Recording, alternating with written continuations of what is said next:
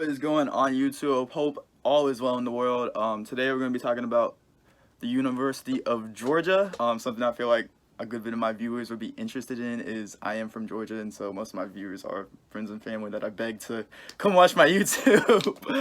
But we're going to be talking about them. First off, if you haven't subscribed, go ahead and do so. And if you haven't seen that top 10 list where I break down my top 10 projections for the upcoming season, go ahead and check that out. It's a really great watch, as well as it's kind of what I'm talking about today. So I have them at number 3 on that list. We're going to get into why that is here in a little bit. Comment who I should do next. I have done Oklahoma, Ohio State, and Georgia. The last thing is go ahead and like the video because you know I'm going to do a great job.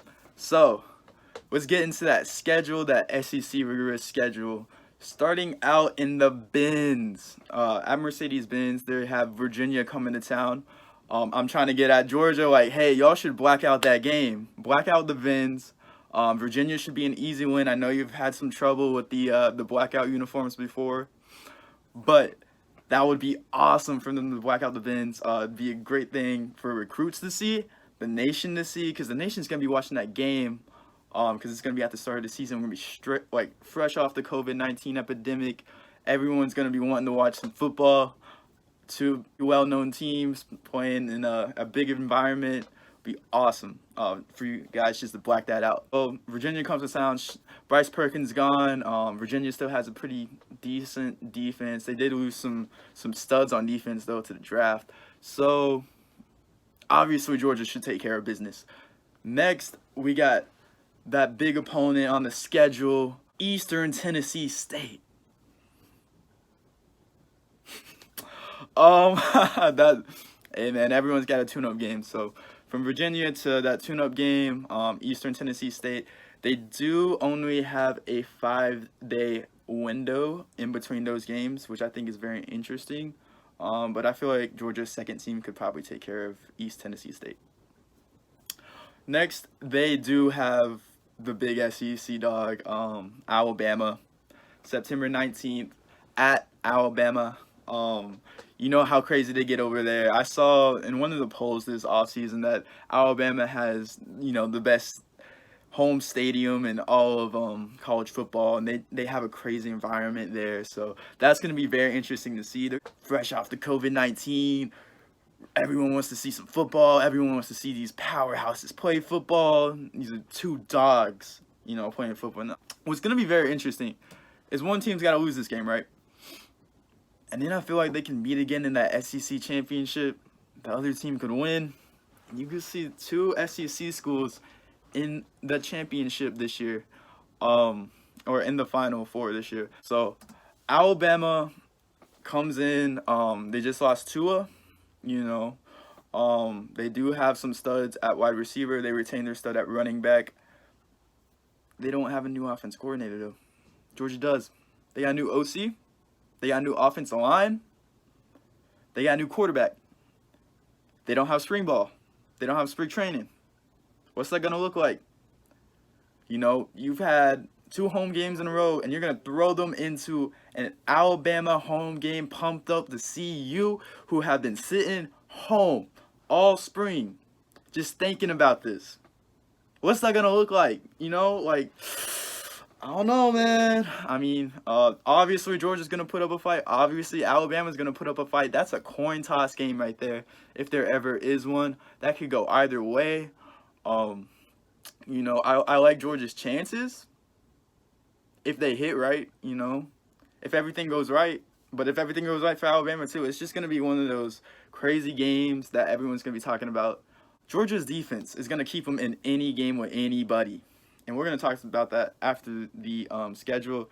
After this Alabama game, they do have Louisiana Monroe in Athens, then Vandy in Athens, a bit of a break from competition. The week after Vandy, they have Auburn in Georgia in Athens. So Auburn has Bo Nix going against that, stellar Georgia defense. I would be very interested to see what his development is like. How has he gotten better this offseason?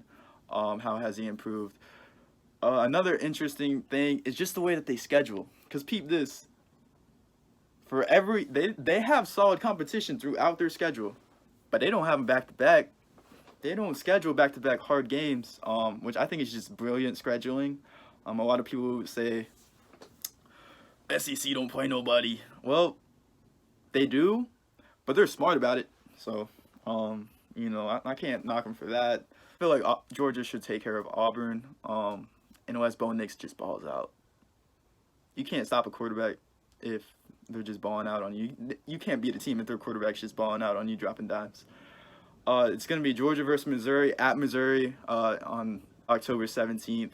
And then they do have a week for a bye before they go and take on Florida. So that Florida game is going to be very interesting too. I think that's going to decide the division again this year. So whoever wins that game. Florida looks very good on paper. Honestly, if Georgia and Florida played week 1, I'd go Florida. But since it is Halloween, a little bit deeper into the schedule, I'm going to have to go Georgia. I feel like they have the offense figured out by then. That's the biggest question mark for me, is the offense, for obvious reasons. After the Gators, they have South Carolina in South Carolina. And then they got, after that, Tennessee. And Tennessee is sneaky good.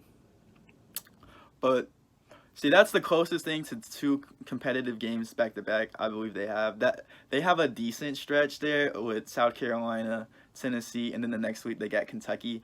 But all should be handled by Georgia. They just have too much talent. Tennessee, I feel like, can be a sneaky team. I feel like they are going to sneak out a win, whether it be versus my Sooners, versus Georgia, or versus Alabama. I feel like they can sneak away with a win somewhere. Next, like I said, is Kentucky at Kentucky, and then you got Georgia Tech in Athens the following weeks. Those 2 games should be cupcakes for them. Kentucky's not doing great. They do get that QB1 boy, though, who keeps on getting hurt. So it's going to be it for them. And then, of course, I feel like the SEC championship, if things go right for Georgia.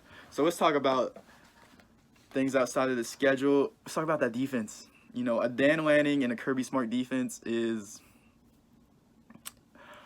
the best. Like, if you play defense, you want to go play for Georgia. I'm going to be honest with you. I mean, you do. Oklahoma, if you want to play offense, you want to go play for Oklahoma. If you play defense, you want to go play for Georgia. If you want to win a championship, you want to go play for Clemson. So, they're returning 80% of production from that top 3 defense they had last year. That includes 17 starters. And there's only 11 spots on defense. So that is ridiculous, man. So that defense is going to continue to be stacked. Let's look at the offense. So I feel like we got to start with what Georgia does. So if this whole Jamie Newman project does not go well, they have the staple of running backs with their lead horse being Zamir White. I feel like he can be the big man on campus. As opposed to Jamie Newman, I feel like in Athens, the big man on campus is the running back. And that is very unique. That is Big 10 football. Definitely not Big 12 football. If you play running back, you might as well play left tackle. And then they also got to start using those tight ends on offense. So their tight ends are used more like fullbacks. That's not how we play football in this day and age. If you want to see Jamie Newman succeed, you got to put as many wide receivers out there as you can. I think they got to start using those those tight ends down the field. Speaking of wide receivers, they got some good ones. They got skill position players. I think George Pickens has a great year. 6'5", 200 pounds, can run. Who's covering that? He's going to be a stud. Their quarterback being Jamie Newman, the transfer from Wake Forest. To me, I think his ceiling in the NFL comps would be Newton, for obviously being Dobbs. I wouldn't say, like, in college that he could be Dobbs just because Dobbs balled out in college, man. He was a beast. But really, like, if everything goes to plan, he could be Cam Newton. And that's big, because I know who Cam Newton is. That dude's a stud. Yeah, Jamie Newman, he looked good last year. So I was watching the tape, and he can throw the deep ball, but it wasn't as accurate as my boys usually are. At the beginning of the season, I was watching the highlights from some of the games in the beginning of the season. He was hitting them a little bit behind on those deep streaks.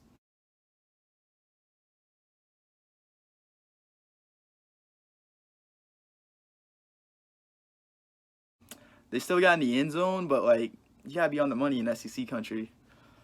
You got to lead those wide receivers on, and he was just kind of not quite there. So I think if he fixes that, obviously he can be a great quarterback. Last season, 361 passes, 61% completion rate, 26 touchdowns to 11 interceptions. That's a good rate, and a 145 rating.